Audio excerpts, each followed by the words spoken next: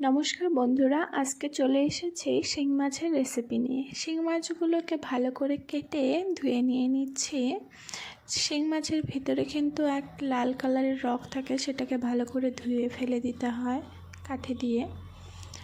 এরপর ধুয়ে নেওয়া হয়ে গেছে। এখন আমি হলুদ আর লবণ দিয়ে ভালো করে মেখে নিচ্ছি মাছগুলো।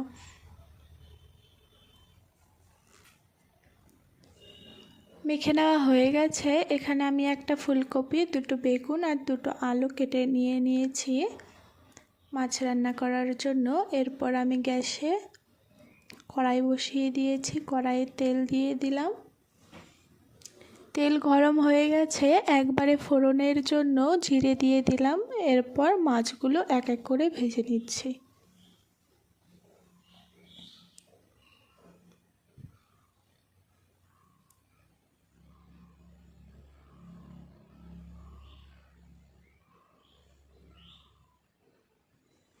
মাছগুলোর এক পাশ ভেজে নেওয়া হয়ে গেছে, উল্টে আরেক পাশও ভেজে নিচ্ছি ভালো করে।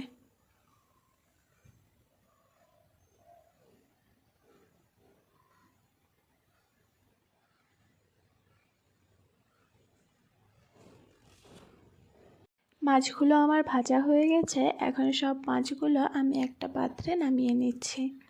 এরপর কেটে রাখা আলুগুলো হালকা ভেজে নামিয়ে নিয়েছি। তারপর ফুলকপিগুলো দিয়ে একটু নেড়ে চেড়ে লবণ দিয়ে দিলাম, যাতে ফুলকপিগুলো তাড়াতাড়ি সেদ্ধ হয়ে যায়। এরপর 1 চামচের মতন লঙ্কার গুঁড়ো দিয়ে দিলাম, পরিমাণ মতন হলুদ গুঁড়ো দিয়ে দিলাম, আর দিয়ে দিলাম 1 চামচের মতন ধনে গুঁড়ো।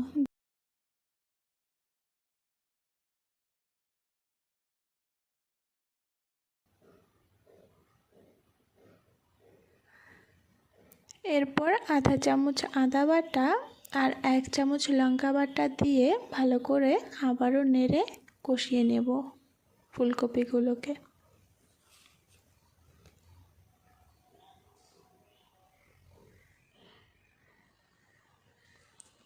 কষিয়ে নেওয়া মোটামুটি হয়ে গেছে।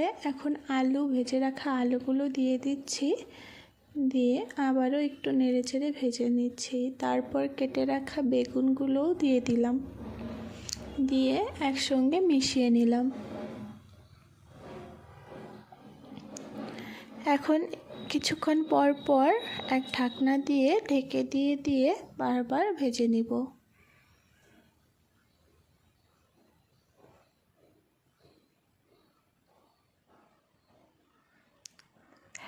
ভাজতে ভাজতে আমার সবজি মোটামুটি সেদ্ধ হয়ে গেছে। এরপর আমি জল দিয়ে দেব।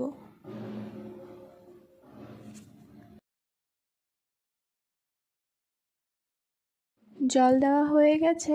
এখন ঝোলটা কিছুক্ষণ ফুটিয়ে ভেজে রাখা মাছগুলো এখন দিয়ে দিচ্ছি। জল ফুটে গেছে।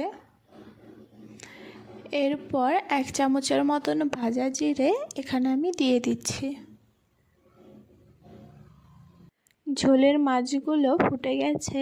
এখন আগে থেকে কেটে রেখেছিলাম কিছুটা পরিমাণ ধনেপাতা কুচি, সেটা এখন মাছের ওপর দিয়ে দিচ্ছি।